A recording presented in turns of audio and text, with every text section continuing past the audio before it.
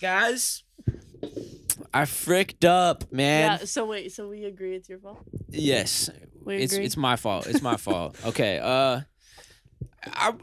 Okay. And this is a big episode. We got a big thing. We got a superstar on this episode, Yeah. and so what the issue was that I kept forgetting a hard drive every time that we would come to this studio. This one. I would forget a hard drive that I Yeah. need to bring that records just the video from the cameras onto this hard drive, right?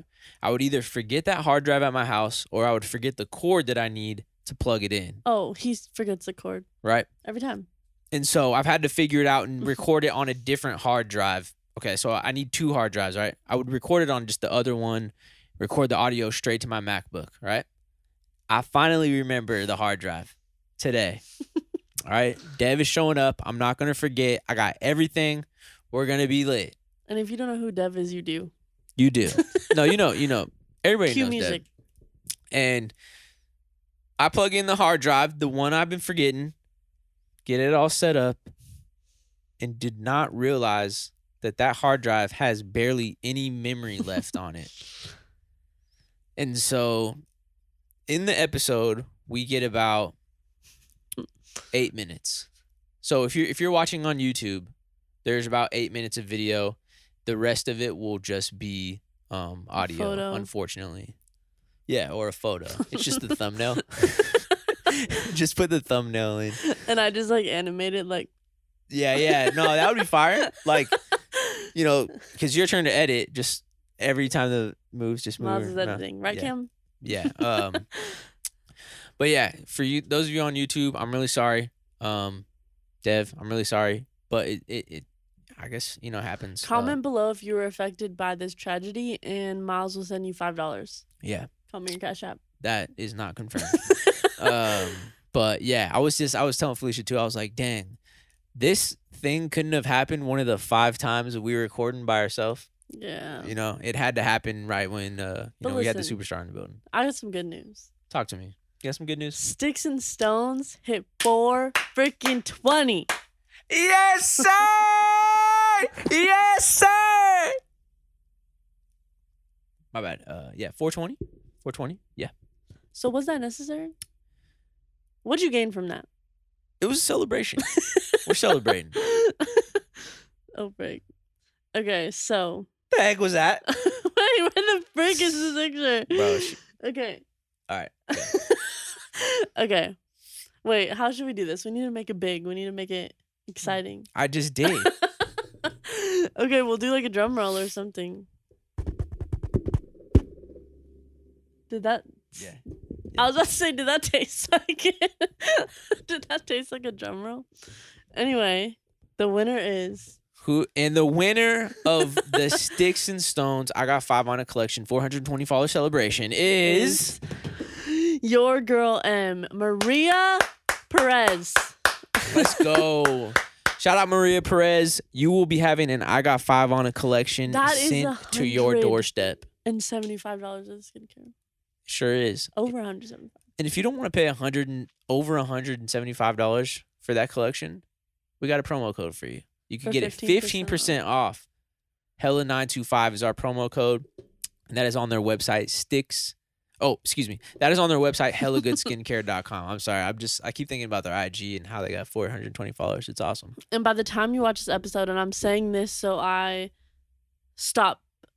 do it tonight. Yes. Is go to their website, and it's newly just updated by me. So actually check out their website to see my new design because I really like it. Yeah. No, go ahead and check that out over there. hellagoodskincare.com. And if you do want to follow them, definitely go check out their Instagram page, Stick Stone Skin. Follow because we might do another giveaway. We might get with them and do another giveaway. I might do my own giveaway for them. Yeah, he might buy some stuff and give it away. Enzyme Papaya. Money. Straight to your doorstep. And I'm really excited because we're going to go do the spa thing. Oh, yeah. Not this weekend, but next weekend. Yeah. We're going to go so and... we need a lot of content from that. We're going to go over there and get a little 925 field trip.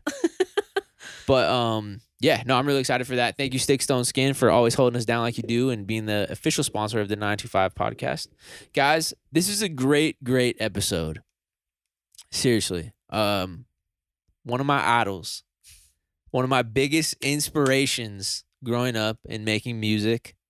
And it was a real honor to get to have her in here on the podcast. So bored. Yeah. But seriously, I'm kidding.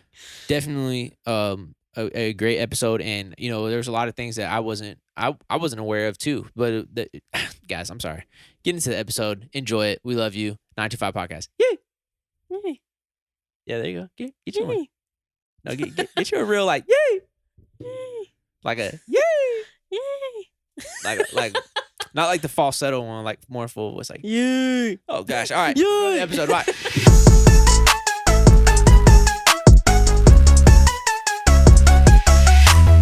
925 podcast. We got a real superstar in the building, coming all the way from the 209, the one and only Dev. Let's go. This is our first guest in this room. Besides Sticks and Stones, we took a break for a little bit, and first guest back. So we appreciate you helping us break this in. Having me. Wait, what part of the 209? I was born in Tracy, raised in Manteca. Okay. Let's go. I'm from the 209 too. Are you really? Yeah, I'm from Lodi. Oh, cool. Tight. Little Lodi. That's it. Those are pretty close, though, right? Manteca and Lodi, or Like Tracy, maybe. Yeah, they're close enough. I mean, everything in the 209 is like generally pretty close. Right there, yeah. Yeah. What's up with the Manteca water slides? R.I.P. You know, Yeah. they sold the land to like build houses, I think. Okay. But when I was a kid, it was so lit there. That was the like, spot, yeah, right? that was like the spot to go to for sure. Could you see from the freeway? Yes. Yeah. Okay, I think that I used to drive by it a couple times. There was a period of my life I lived in Modesto, and so I yeah. would see it from the freeway. For sure, you could see from the freeway. Yeah. No, that's lit. Yeah, it was fun times. Manteca water slides. Like literally every single person I meet, they're always like, "Oh, Manteca water slides." It's funny. Yeah. What's the best part about Manteca besides those water slides? Just like now, or just like in general. In general, growing up or now? I mean, growing up, I had a pretty fun childhood. Like my family is really fun. We're all super close. So it was like, and I'm Mexican and Portuguese, so it was kind of like always popping. There was always something like festive going on. I have like a super big family, so it was always like somebody's birthday or some sort of like gathering or something like that. So yeah, growing up there was fun. A lot of my family is still there. So like aunts, uncles, grandparents, like that, hella cousins. So like, yeah, growing up there was fun. It's the family part of it. The family part was sure. super fun for me. Yeah. And like it was being kind of like a suburb town is the space that we had. So like running around outside or like driving through like, like the orchards, like we would party in the orchards when we were kids. Like that's where the parties were. Like besides like house parties and stuff, you'd like go party out in the orchards. You'd be like, oh, meet on whatever like the cross streets were, and then you just like walk through the orchards till you found like where the party was, and fools would just be out there like going dumb like for hours. Really? Like, so we had like orchard crazy. parties. A lot of those orchards they sold too to like build houses and stuff now. But like when I was in high school, yeah, you had like orchard parties. I've never heard of that before. Yeah, it's pretty sick. No, that sounds nice. So do people have like speakers and stuff out there? Full setup. It'd be hella kids. Yeah. It'd be fun. What the? Mm-hmm. I don't Yeah, know. no, Like that orchard party. stupid. Yeah. That does sound kind of cool. I was wondering too, because like Manteca's not that far from the Bay Area. Mhm. You guys are pretty close. Obviously, you probably took a lot of trips there. Yeah. Growing up and everything. So when you were in high school, did the hyphy movement reach you guys out there? Did it ever? Okay. It was best time in life. Literally best time to be in fucking high school. Can I cuss? No, yeah, Okay. absolutely. Literally best time. Everybody I mean, says that. I like assume, but I don't know. I've definitely done interviews where fools are like, watch your mouth. No, you're good.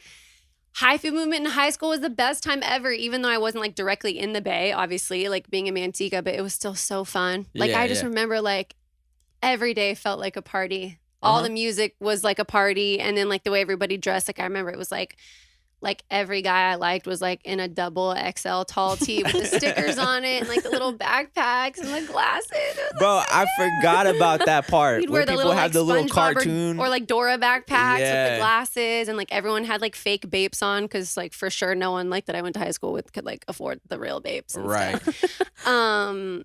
It was hella fun. Are there Andre Nicotina. I just remember like all those orchard parties would be filled. Like that's all we would listen to out there.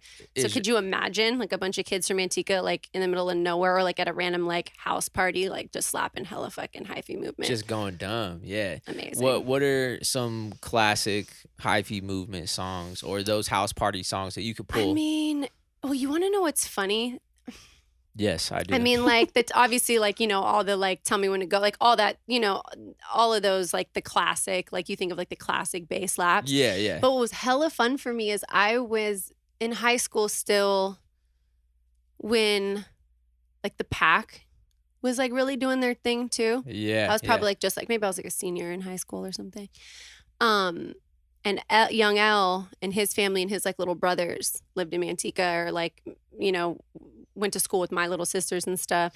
So like our friends were like a part of like the whole like the Pacts movement and like SS movement, like movement, and like my friends would like rap with them, and so it felt really fun and like you could tell there was just like vibes bubbling. That's when Fools were like my friends really started like producing and like making music, and that's like eventually I made music and then met the Cataracts, and it kind of like turned into this thing. But I definitely don't think like if it wasn't for the hyphy movement and the Pack movement, like I definitely wouldn't be making music, which is hilarious. No, and great at the same time too. I didn't realize that Young L was out there. Like I think he's out there now.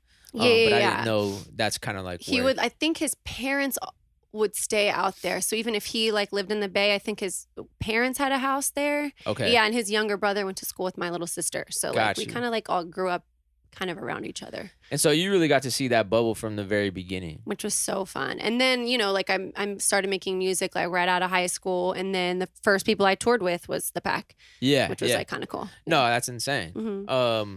I was gonna say too, it must have been fun. I mean, because if I was gonna point to one song from like a high school party, house party that was gonna get played, they had it on a CD on the boombox. It was definitely Booty Bounce Bopper. Oh. Of course. We couldn't do the house party without that one. It. I know. Yeah. It's so good. But no, that's really tight. Even it coming full circle and getting to tour with them and everything too. I know. Yeah, that was fun. Like I remember doing the Catalyst with them in Santa Cruz early on. Yeah. And just being like, I think I did the little, you know, the Catalyst has like the big room and then has like the little stage room. Like I think I did the little stage. Okay. And I just remember being like, oh, this is amazing. No, you know? fire. Yeah, I'm lit. I'm on. That's so funny. I'm fucking popping. You know. So, did you always just like when you were growing up, you were always singing? No, I actually didn't sing for anybody ever in my life until I met the Cataracts, and I think I even made Niles leave the room when I recorded my first song. Oh wow. Okay, yeah, so that wasn't like, until I was in choir all growing up, and I was in band all growing up. Yeah. Like even in high school, which that was like really funny. Okay. But like, yeah, I never sang for anyone. Like maybe my family, yeah. But like, or like if something was on the radio, I'd like sing along to it. But I wasn't like singing for Fools. Did the talent show once in 8th grade because my mom let me get my nose pierced. Yeah. But that was like it. I wasn't like singing for Fools. I wasn't like, yeah, look at me. Oh, okay, like, so that wasn't even like really a thing for real. No, I mean I always loved it. My parents always took me to concerts. I went to like, they would take me to multiple concerts like a year. Like I think my first concert was Blink-182. Actually, oh, that's I was like 9 or something. It was pretty sick. But I was like, music was always a part of my life, and because I was in band and choir, like I can read sheet music. I can, you know, okay, like do all that kind of stuff. But it wasn't until I was like in high school that I started playing around with like GarageBand on my MacBook, and I'm like, oh, well, I know the technical side of music, like on that side of stuff, and I like to sing. So I kind of started playing around with like songwriting and stuff like that, and then like eventually just threw stuff up on MySpace. Not to date myself. No. I mean, this is where I also like I haven't got my Botox in a minute. I'm like, stop, you're chilling. Nah, because I'm right there, same time, everything, in putting stuff out on MySpace, and that was the time when everybody started. I mean, you know how many how accessible it is now for somebody to make a song in their room, right?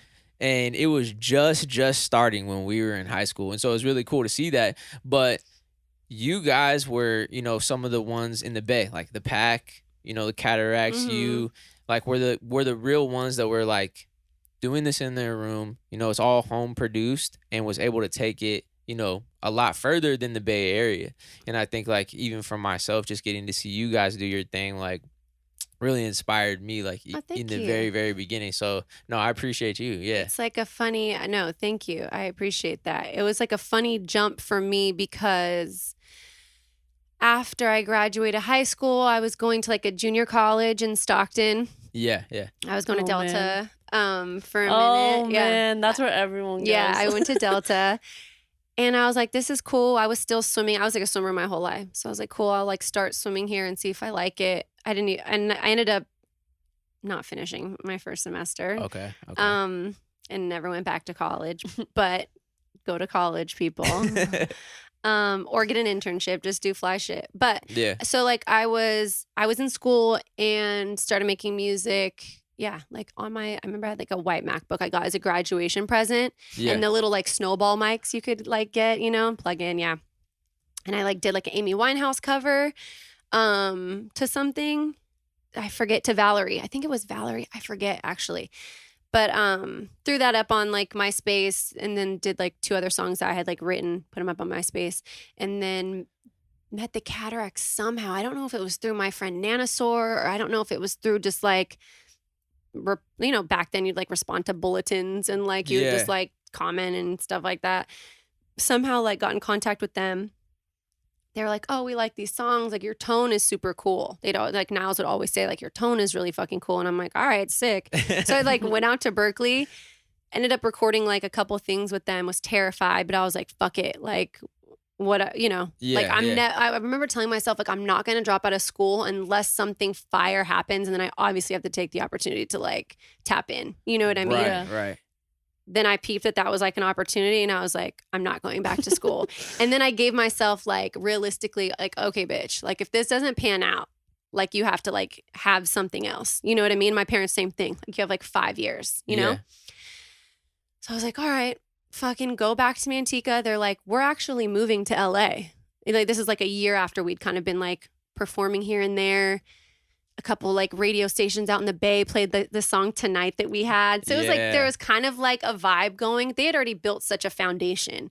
And then when I started doing music with them, it was kind of this cool thing of like the little cherry. I was like a little cherry on top to this like huge thing that they had already, you know, built. And like we did a show with Cascade, and I remember it was like I think one of the first times I ever like really performed, and it was like with Cascade. It was like a huge fucking show, and I was like nuts. Terrified, you know. I was like, I can't fuck this up. I have like one hook to sing. I can't fuck this up.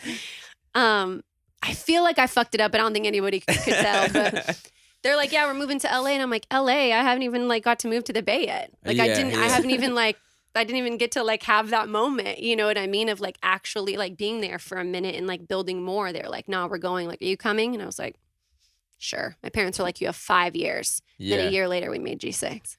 Oh, that's insane. Like a year, I think a year. I think, yeah. And then by the time it popped off, it like took a little bit longer. But yeah, it was like, it was crazy. No, so did you have the family and friends come through for your first performance over there? Oh, my family was at everything. Okay. Like I would roll up to shows in San Francisco with like 50 motherfuckers. Oh yeah. Straight up. Yeah. And they'd be like, you only have like whatever on your guest list. I'm like, no, you're letting every fucking cousin up in this show. Sure. No, that's how you got to do it. Especially if you're nervous and having family and friends out there. At least you could pull towards something that you know that's comfortable. For sure. It's funny. We got a whole list of notes right here, and we timed them out, right? But you're Am like I hitting them? No, you're covering them. Also, like I'm a talker too, so y'all gotta like. No, yeah, no. You know? That's the point of this. So no, just let it go. Don't even ever worry about that. But yeah, no, you're killing it right now. Thanks. But it's funny because that there was one performance. So my very first one is the very first time that I crossed paths with you. Also. Oh yeah. So this was somewhere in Oakland. I think it was called Sweets Ballroom in Oakland, and Bob was performing. Fucking Bob. And Starting Six was there too. I don't think they were performing. But all of you guys came in at the same time when Bob showed up.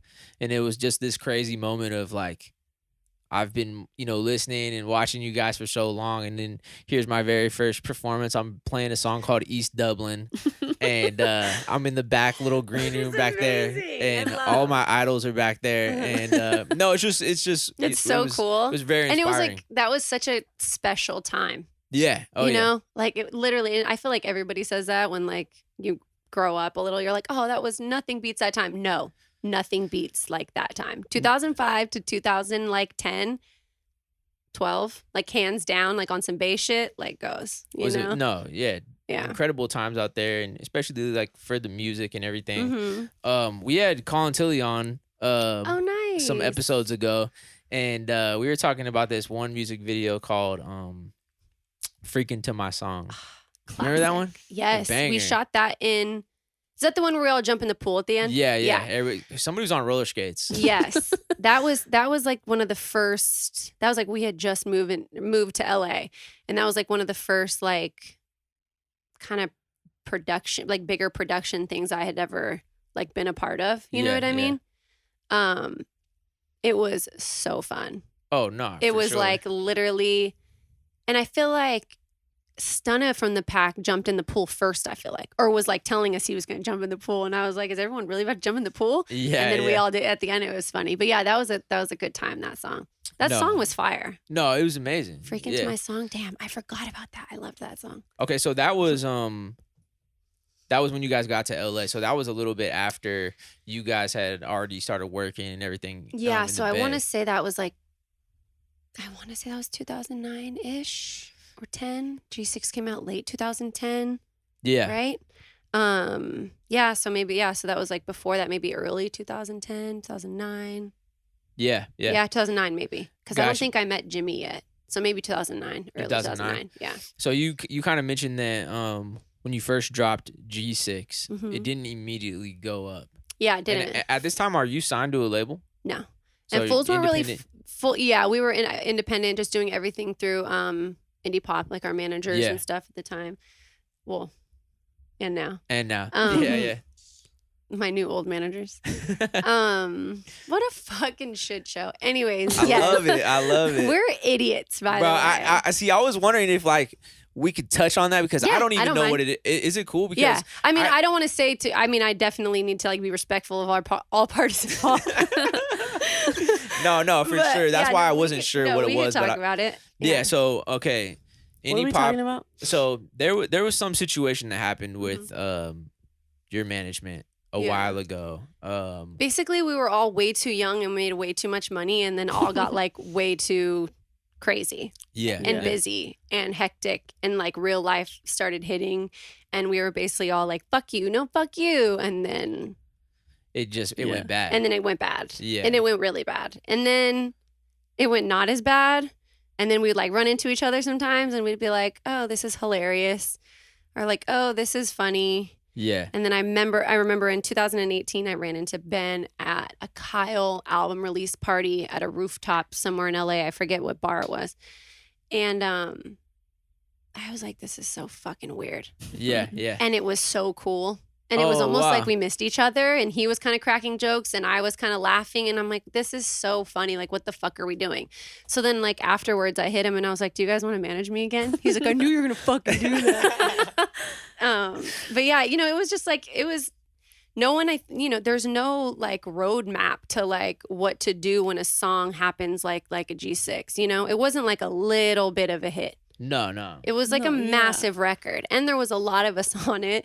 And there was, before G6, I don't think Niles would get mad at me saying this, but before G6, Niles lived in this little like pool house, in a pool house in North Hollywood. And that's like in the backyard. In the back, someone's pool house. Yeah. It's like a little 1-bedroom with like a bathroom. Or like a studio, I guess, with like a bathroom. Right. And that's where we made G6. I was like sitting down at a computer. Lil B would come through and I'd cut vocals and stuff for like the one pack album that they were working on at the time. And I would just sit there. Me, Niles, and David would just like rifle through a bunch of shit, just like ideas and stuff. And that's kind of where the beginning of like a G6 was made. And then obviously it turned into another thing and another thing and another thing. But like that part came from my song Booty Bounce, the bridge of Booty Bounce. Yeah. But like me and Niles couldn't even like afford to go to In-N-Out. We had to split one hamburger and like get water cups. Oh, actually. For real. Yeah. Like No. we were like broke musicians, like literally like thugging it out. You know what I mean? And like doing set, like, cause literally we didn't have anything before that. And then G6 happened and we kept touring a little bit here and there and then like stacking up bread. Then Niles and David got literally right after that, Niles and David got really popping with like producing for other people. Yeah. Like still same thing, like kind of stacking bread. We were like, okay, cool. Let's all move into an apartment together and just share rent. So that's like what we did. And then they put a studio in there. And it was like me and 4 bros just like living together, which was hella motherfucking funny. Throwing it down. Yeah. I'm like, I didn't even need to go to college. I was like enough dorm vibe. I like could not, I like sharing. I'm never again. You know what I mean? Absolutely. 4 I bros. can imagine. Yeah.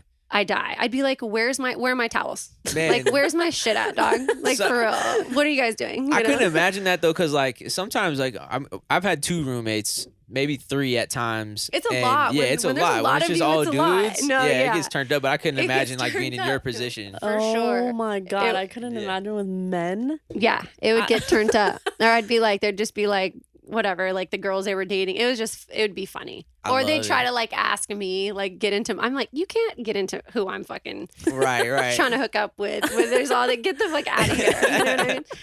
But yeah, no, it was funny. But yeah, we couldn't even like afford anything. So- and then, No, that's a really Yeah. interesting side of it that I never would have thought of. Mhm. But you know, super inspiring. I think even for anybody that's listening that's, you know, just starting out and, you know, really trying to, you know, thug it out. yeah, we like were you said. thugging it out for sure. And It's then possible. It's totally possible for sure. Yeah, and then we all got an apartment together, and then G6 kind of like took off, and it was like, cool, let's just keep putting shit out. And then What do we you think did. made it pop off? It's funny, like when it first came out, I want to say we dropped it in the fall. I think it was like October. Yeah. I could have the timing off, but I thought it was like, yeah, in like the fall time. And fools are kind of like, okay, cool. And then it got like some radio love at Power 106 here in LA. And then like, I forget what the first real big look was outside of that. Because that was like a huge, I mean, obviously it's like Power 106 in LA. It was like, that was like Yeah. a huge fucking look. And then I just remember it kind of snowballing after that. And then I just remember like my phone never stopped. It would be like I'd hear it on a station because Power showed it love. I hear it somewhere else up in like Manteca, or then I'd hear it at like a bar, and then I'd hear it. And then like we all went on tour and like toured it super tough. And I remember I went with the Far East Movement on tour with Khalees and Robin. And we went Fire. on this fire club tour. Damn, I actually forgot that I did that. That was so fucking sick. I just remembered that right now. It was so sick. And Khalees was in the most fire like sequence outfits. Yeah. But yeah, we just like toured it super tough. And then it just like, you know, it just stuck. It just became the It anthem. just became like a Theme thing. song. Yeah. Yeah. It still goes off. Like I performed it last weekend, and it's like fools are hearing it for the first time. I think Yeah. it's just that, you know, it's like it now it's so nostalgic, but also at the same time, it just feels like a party when No. you listen to it. Yeah. So Every it like time. literally goes off. It's like a brand new song. When you said it was the bridge, obviously, that you guys had pulled from one of your songs, Mhm. and that he just started messing around with and ended up making a whole new song with it. Yeah, Um, Niles did. Yeah, he had like a separate session with Far East, and then we ended up like recutting it, reworking it, and they kind of like put their like verses and shit on it, their spin on it, Yeah. and then he like finished it off. I think Niles is on the pre-hook, or him and David are both on the Yeah. Yeah. yeah, and it was hella funny, dude. Shooting that video was hella funny. We that shot was out it. here in LA. Yeah, we shot it in our apartment, the one that I shared with all them. Oh, yeah.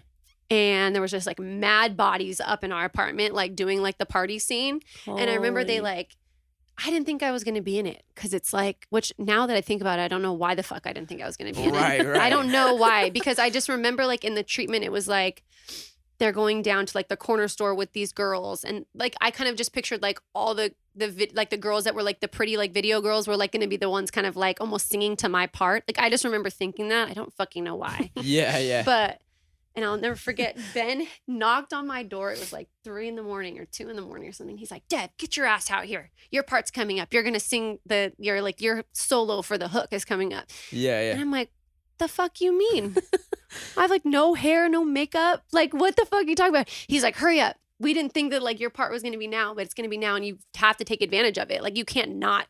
If they're saying to get in the video, you have to get in the fucking video. Yeah. So literally that's like why I have sunglasses on in the video, which kind of became this like funny thing that people always like correlated to me like super or like early on, like, oh, you're the sunglasses, like fools would show up with sunglasses. And I'm like, yeah. And I'm like, no, it's just because I literally had no makeup on, like not even a drop of makeup. That would never fly nowadays. You know what I mean? No, that's incredible though. It's like not even a contour. I didn't have shit on, not an eyelash. I didn't have nothing on my face in that video. But yeah, bless your heart. It is really it's really funny to think that you didn't think I know. I don't know you were gonna why. have any part in that, but because so like I feel like the hook is it.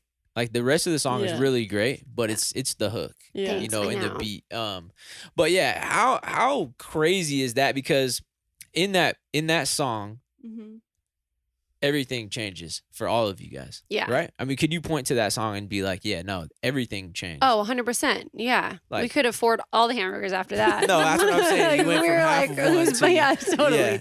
And then like traveling to record my debut album was super cool. We all got signed, which was super cool.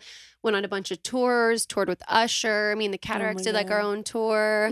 Like it was cool. Like I did a stadium tour with Usher. No, which is like, nuts. That was the weirdest. I'm such like a club girl, like at heart. So like doing like a stadium tour was so insane for me to like experience something like that. You know, it's a weird feeling because when you're out there and you're looking at everybody, doesn't it almost kind of feel like just one person? I know, it's so weird. The fishbowl like aspect of like a stadium is hella weird. Oh no, it's insane. It's so insane, but it was fun. I mean, I was like pregnant for the most part, so I just remember I was like hella sick the whole time. So like catering, I would always be like, "Damn, we have every food in life you could think of, but I'm just gonna like yak all over everybody because I was like so sick." But it was really fun. That tour was cool. And then I ended up doing a bunch of other stuff. Like I went to overseas and went to Brazil and went to Lebanon and London, and I performed at Wembley and like cool shit like that. Yeah. And this is all coming from, you know, this that is song, like you know. I was like G6, Bass Down Low, In the Dark, just kind of like snowballed. Yeah. So when you're on tour with Usher, do you guys ever cross paths at all, or is he just like kind of tucked away in his bus or hotel and he was more low key? Yeah, he was tucked away, but like rightfully so. The motherfucker was doing like 8 count dance moves for like hours, like every fucking night. But I'll never forget, like the one day he like called us, he had like his people tell our tour manager that he like wanted to talk to us like in his green room. Yeah. And so me and the Cataracts went in there, which is just so funny now when I think about it, because we're all hella fucking based and like weird. It's just so funny to me. But Usher's like I just picture David. I remember David one time took his shoes off on the Usher tour, on stage, because he was like, "You guys are making me feel so at home right now. I'm just gonna take my..." And he did, for real, huh? Yeah. Oh, I know like, he would. We're just the 3 weirdest kids ever that could be up here. But Usher told us to go in his green room, and it was fucking sick. His green room was so fucking fire. And he was just like, "I just want to let you guys know, like, everything you're doing is so cool." And just like bigged us up and was like, "Keep making music," and like, "Thank you guys for coming," and like gave us all this like pep talk to us a little. Yeah. And it was like pretty sick. No, that's insane. Yeah. That's like my dream. It was I crazy. don't even do music, but it was... I would love Usher to say words to me. Oh, there you go. Yeah. We'll just keep it at that. Okay. Usher, just say words. Any words. No, yeah, I could imagine. But like, how often did you go out and watch his set on that tour? Oh, I did a lot. Yeah. Yeah, I did a lot actually. Damn near almost like every night. Also, like it was fun for me just to like geek out, and like fun for me to take it all in. And Akon was on the tour with us too, which was like super cool. God. So like seeing all of, you know, I mean, I grew up on both of their shit. So like that was like really exciting for me. And then I had my sisters come out to a couple shows and my parents. And so like obviously I got to take them like backstage, and like they got to watch Akon and Usher, which was like super sick. It's amazing. And So it's up. It's lit. What is the home base look like at this time? Like all your friends and family, I'm sure every time they got into the car, like a G6 was on at one point. Yeah. But what is that like? What's their response to it? It was cool. It was super. My family was super supportive. And like I said, they like to be festive, so it was always a party. Yeah. You know, which was like fun, like celebratory. Like we were always barbecuing, and we were always every time I'd go back home. You know what I mean? It was kind of like a homecoming every single time. Like I would go back home. I didn't think about that, but yeah. No, that's awesome. Which was cool. And then I want to say like early 2011, so maybe like right before I put my debut album out. We all left that apartment in LA. Yeah. Some of my parents came down from up home. Like some of my best friends came down and like helped me move.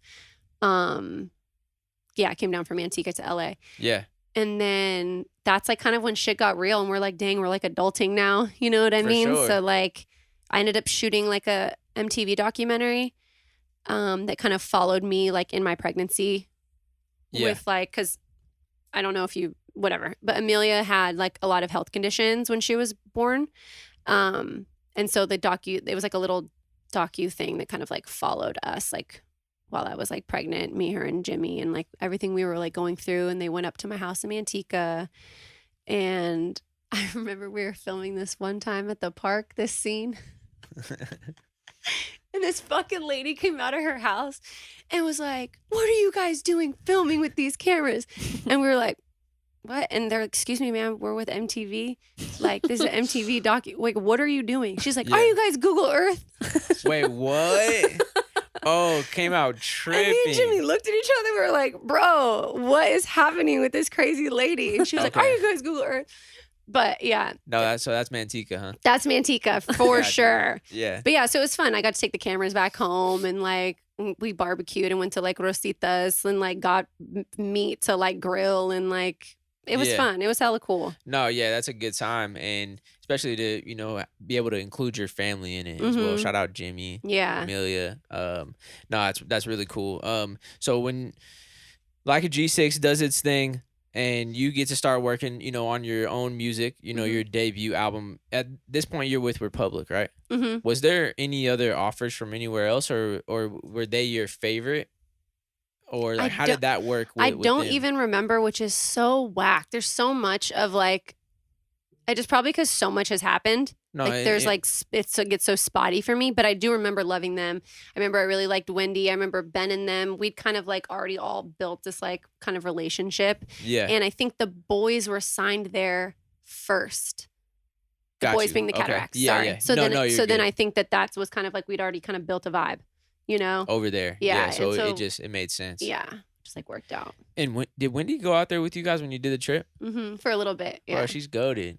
It was super fly that she came out, actually. She kind of seems like a rock star. It was herself. very rock star of her, the way that she came out and like listened to a few things, stayed for like 2 days and was like, all right, I'm out. Yeah. No, sick, that's tight. I think that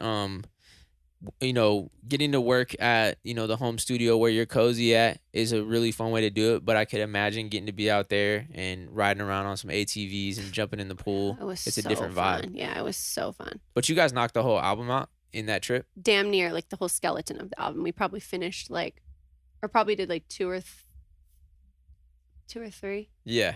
Outside of it. But like damn near the whole skeleton was like there. The whole vibe was set there for sure. I think that another one of those trips would be really fun to go on. Oh my God.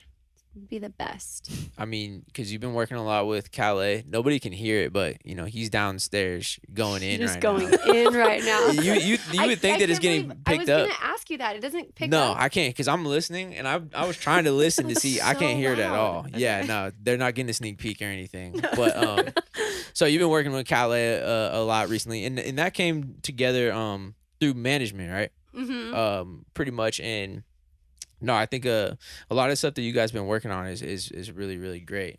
Thank you. And I was gonna ask you, I mean, well, we still got to dive into the story a little bit more, but I mean, we'll get to that. It just like I'm hearing the 4 to the floor right now, and it just so fun. Yeah, it made me think about Calais.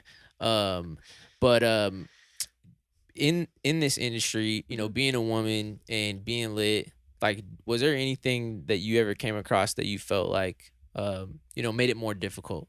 Oh yeah, for sure. When I first like started getting like attention-ish from like other people that just weren't my circle, when Yeah. it like first kind of started like bubbling. I have like a hair right here that I can feel. It's annoying the fuck. No, you're good. Oh, I think I got it. Getting Oh tickled. no, I grabbed my nose ring again. Is that, hey, you be careful. Of that. Like when I first started kind of with that, getting like outside attention and opinions, Mhm. I remember thinking like, this is 2010. Like fools, there's no way fools think like this anymore. Yeah. There's no way. Yeah. And then shit would get said to me about like my weight, or like shit would get said to me like about, I mean, when I announced I was pregnant, oh my God, it was like hell. Yeah. Like it was crazy. In what way? In like the most just sexist, like degrading shit ever in my life. And I was just like, I also think too, like being like, kind of growing up half as in my early adulthood, like in the Bay. My dad always worked in the Bay too, so we'd spent a lot of our time there. I think kind of growing up with open-minded parents and in a cultural, like mixed vibey place like the Bay, like to me, I was like, and all my family is like Mexican and Portuguese. I'm like, my aunts got hella fucking kids and still work and make money. Like, to me, it's like, I never thought that people would think or speak like that, or come at me like. I would even get weird shit said to me about how like I don't look Mexican and so this, or I'm gonna raise Amelia to be like this kind of way, or like fools would be like, your life's gonna be over because you're pregnant. And I'm like, even now when people like try to bring up like, how does your daughter influence your music? Which, don't get me wrong, I love my daughter. I want her to, she's a bad bitch. She's fire, But like to me, I'm like, do people ask Future this? Yeah. No. Yeah. They don't fucking ask Future how his kid is inspiring his album. He just makes albums. Yeah. They don't ask Drake that. They don't ask, you know what I mean? Which I'm not comparing myself to Future and Drake, but I'm just saying that, like, you know what I mean? It's like It's different. It's so different. I remember I wrote this song called Low Key about this girl that I liked. And they tried to did an interview and they're like, Amelia inspired this song. And I'm like, no, that's fucking weird. Yeah. No, she didn't inspire this song. That's hella weird. You know what I mean? Yeah, I think it's rightfully so to not compare in like a famous way. Right, yeah. But to Drake and them, because it's like they have way more eyes and they're not even getting those comments. It's crazy. Yeah. And, to say that, like, that's why I was so happy the way Cardi handled her pregnancy and was like, still doing her thing, and even like Halsey, and I feel like it's so not more celebrated, I hate to say that word, but like maybe just accepted, I guess in a way, but I mean I feel you on that though, like it being 2010, at the time, and it's like, wait, it's like this now? Oh like, my God, yeah, it was crazy. Or fools would be like, are you gay or are you straight or are you this? And I'd be like, I didn't even know people talked like that. Because in the Bay, you were almost like, growing up, it was almost, you were like, you didn't even think that. You were just like, everyone I know is like, has a different ethnicity, is mixed, is bi, is like, it was like not even a thing, Yeah. And so like to me, like when I started seeing like, other opinions from people, I couldn't even believe it. It was weird. It's 2022 and people still I know. Like I'll randomly go to the comments of a TikTok about like Ariana Grande, and like all of them are just like talking about her weight or how she's So doing this or how she like gets around, or like I don't know. Oh yeah, that was crazy. always a funny double standard too. Yeah. With like me always touring with boys. Yeah. I always felt like it was totally acceptable for like them to be out and or to be partying and or them to be like fucking on hella bitches. But if it was like me, definitely wasn't fly. Where I'm like, well, why should I want to party and fuck on people. That's so fun. Like, are you kidding absolutely. me? Like that's so fun, you know? I don't get what I mean. I don't think that, like, is there going to be a point where that ever changes? Yeah, I really don't think so. I keep thinking that it's going to. Yeah. And it's like even you just saying that it hasn't. I don't know. It's so weird. I also just think people are just like judge you regardless. But I definitely do feel like I got as being like the girl in the crew. And I think too, like, I'm kind of a little like outlandish, so I probably gave it to myself, and it's not like I'm like very reserved or anything, but like I definitely would like peep all that shit. Yeah. The yeah. double standard type of shit, you know? Not only from like maybe the audience that you guys had, but maybe even to like, did it ever come from like people like closer to you, or I mean, things like that? Not really. I mean, sometimes I think I think dudes say shit and don't think that they are meaning that that's how it comes off, and it does come off like that. Yeah. And I think that that's just people in general, I guess. So it's kind of like, unless you tell someone and address it and they learn from it, it's like fools are just gonna say shit anyways. Yeah. So it didn't really happen like that. And luckily, like I remember even when I said when I told Republic I was pregnant, they were really like supportive. At least to my face. I don't know how they were like out Maybe like behind or like to each conferences. other. Yeah. But like to my face, they were cool. So that like made me feel really good. I'd like to think that they were probably still cool about it. Yeah. Like, even past everything. But from what it sounds like, you handled the ride of like a G6 very well, like how you should have, right? Yeah. From the outside looking in, and from what you said, like, yeah, you got to have fun. You know what I'm saying? Yeah. But like, I had a lot of fun.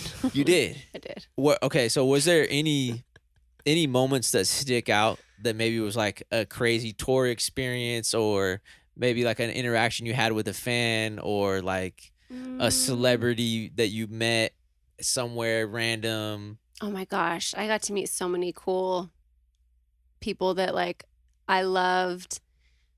I mean, as far as like, I think traveling to other countries was such a big deal for me. Being from Antigua, I never thought like I'd ever.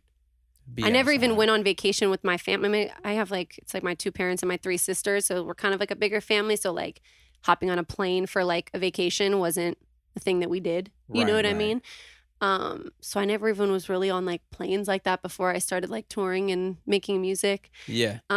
So getting to travel, outside of the country was huge for me. Like going to Dubai and like staying up till the sun came up was like so fucking cool. You know, and like going to Brazil and going like all these places. I remember even the first time I went to New York, and I remember I was off hella like Red Bull and vodka, which is so fucking gross, by the way.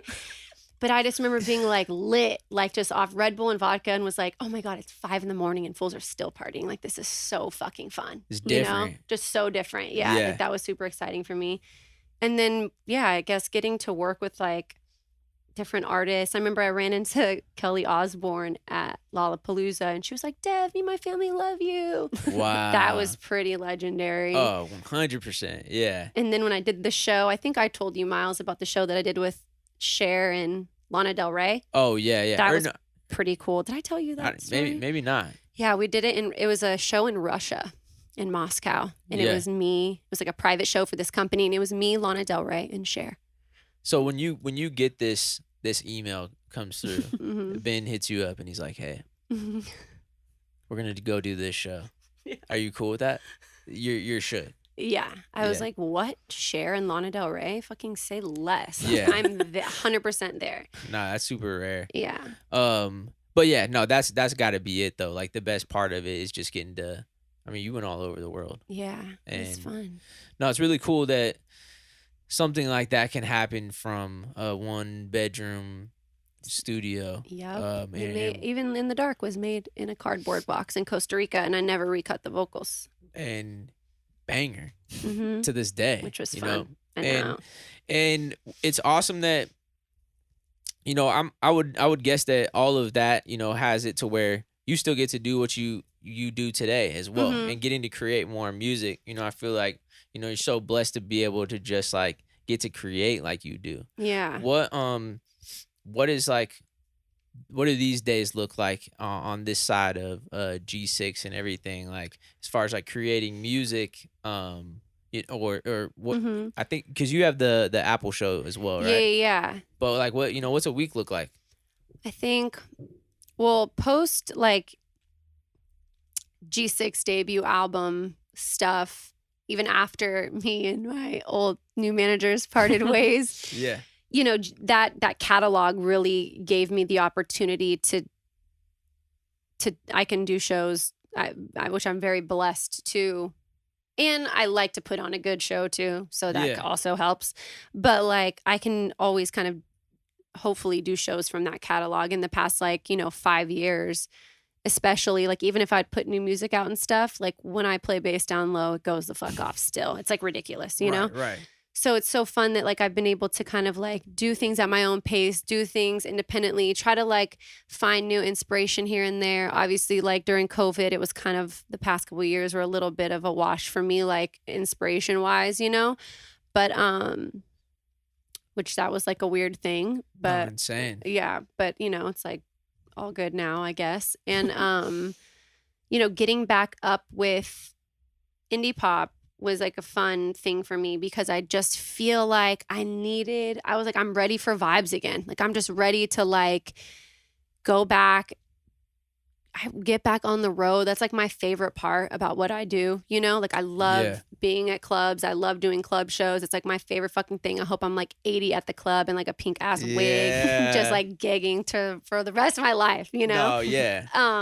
But yeah, I just really felt it. Like, yeah, I've been at, going back to what you said too. It's like I've been at Apple I do like an Apple show. I host like I don't know how to describe it. I host a playlist show there. So it's almost like, I guess it'd be like a mix show hour or something like that of a bunch of different songs. I've been there for 7 years doing that. Which is awesome. So that was also provided me like the freedom to play around with sounds and music and come and go doing shows like, when I want. Yeah. But yeah, I just feel like now I'm like, okay, I'm ready to like tap back into all that fun shit. Also, music was kind of weird for a minute.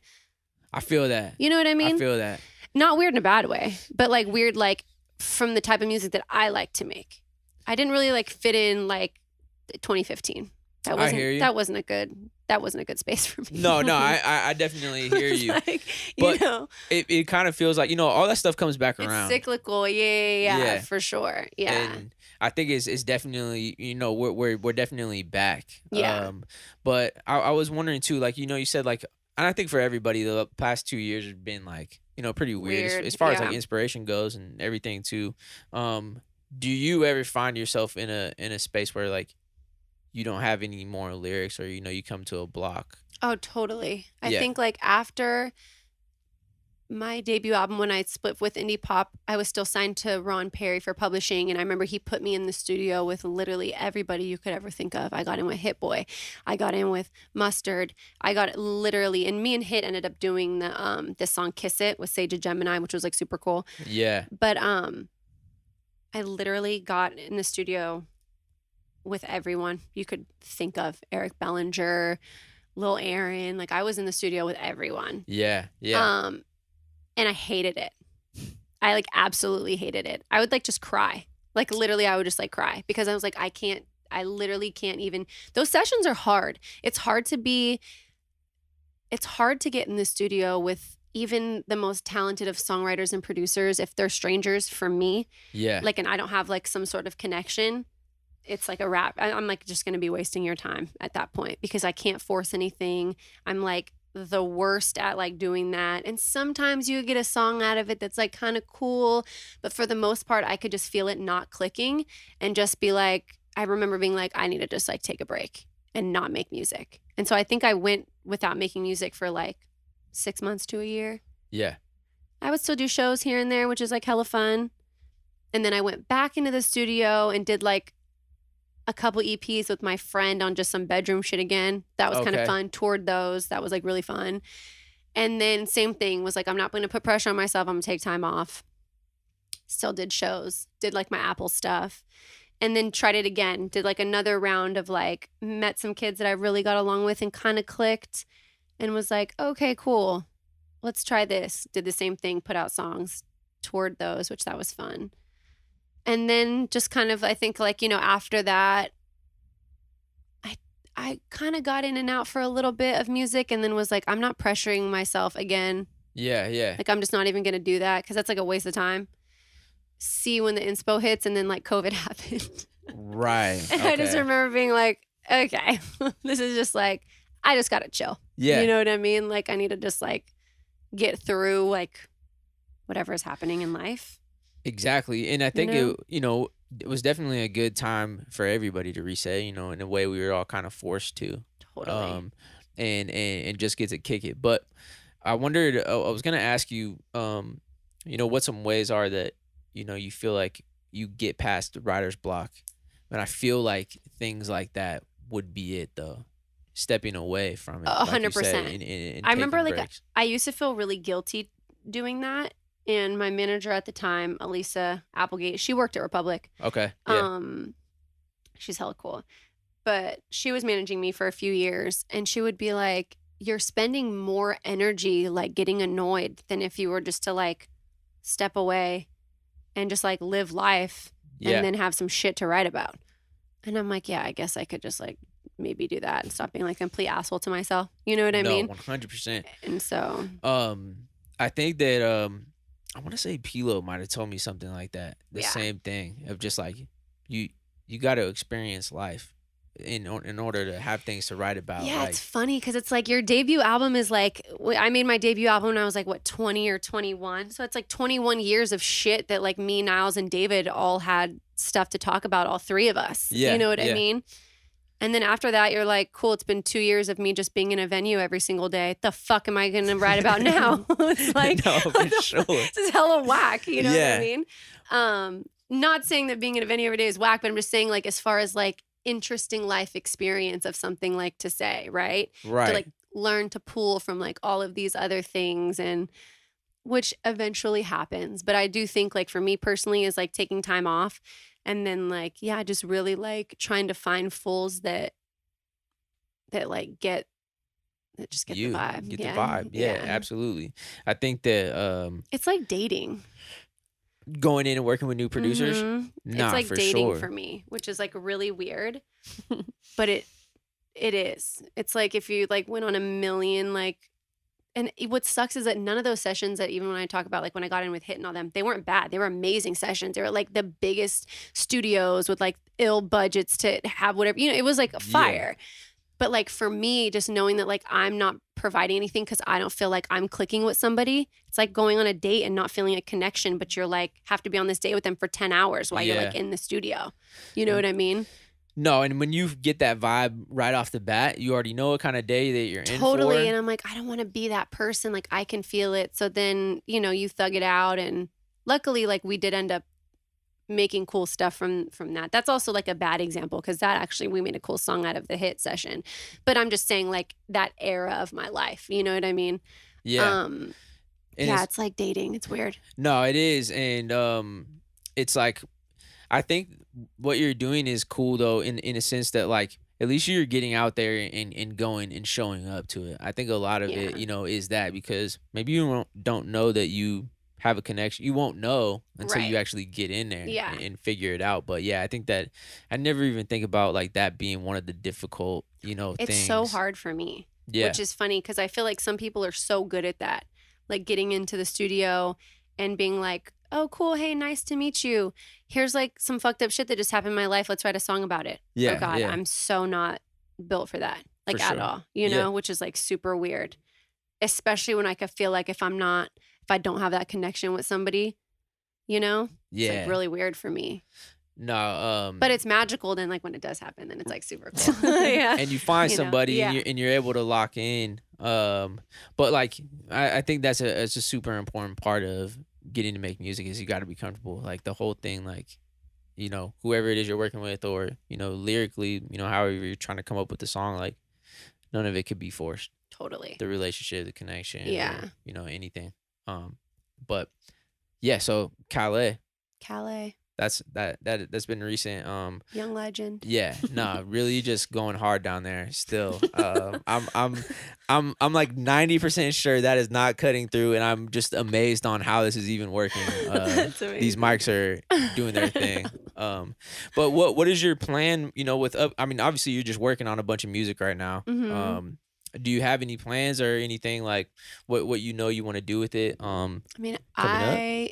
you know, after like this last month of shows, which were super fun, Yeah, I played we should talk about that. I played one of the new songs at the shows, which were like really cool, and like it went off Got to test it out. every time. I mean, this is a good place to test it out. Too. Yeah. So it was all this month, right? Mm-hmm. June, and getting to play different Pride festivals. Mm-hmm. Yeah. So I would think I've never been to a Pride before, but oh my God, you gotta go. They're like full fucking rager festivals. lit, They're huh? so fun. They're Yeah. so lit. Yeah. They're so fun. Yeah. I would think that some 4 to the floor type, like a G6, and like Totally. your vibe. I feel like it goes up. It's like a perfect. It's perfect so match. fun. And what's cool about like Pride shows too is that like any kind of like someone before me could be like a country act, someone after me could be like a full band. Yeah. And they're going. It's up. They're juiced. They don't Yeah, even care. yeah.